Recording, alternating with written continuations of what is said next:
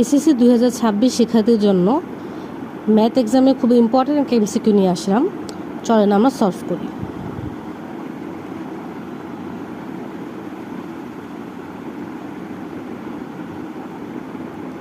এই ধরনের ম্যাথে প্রায় আমাদেরকে করে এক্সের মান বের করতে বা বলা হয় যে বেসের মান বের করার জন্য। তো এই ধরনের এমসিকিউতে আমরা আসলে পাওয়ার বেস এটা আসলে কীভাবে এখান থেকে আমরা নেক্সট লাইনটা করবো সেটা খুবই জটিল লাগে আমাদের কাছে। তো আমরা সবসময় বেস থেকে এরকমভাবে একটা অ্যারো দিব। খেয়াল করে দেখবেন এটা একটু নিচে আছে এবং এটা উপরে আছে। তো এটা যেভাবে আছে সেইভাবে আমরা x⁴ লিখে দিব এবং এই নাম্বারটা অ্যাজ ইট ইজ হচ্ছে এই পাশে বসে যাবে।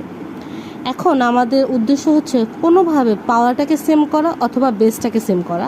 তো এখানে বেসটা তো সেম হবে না, আমরা পাওয়ারটাকে সেম বানাবো। x⁴ আমরা জানি 256, 4⁴ = 256। তো দেখেন আমরা পাওয়ারটাকে সেম বানিয়ে ফেলেছি। উভয় পক্ষ থেকে পাওয়ারটা যদি চলে যায় তাহলে x = 4। এই ধরনের যত ধরনের ম্যাথ থাকুক না কেন আমরা সবসময় এভাবে একটা অ্যারো দিয়ে দেন এই পরের লাইনটা লিখে ম্যাথগুলো সলভ করতে পারবো। আশা করি আমরা এই ম্যাথটা বুঝতে পেরেছি। এরকম আরও ম্যাথ সম্পর্কে জানতে আমাদের সাথে থাকুন। ধন্যবাদ।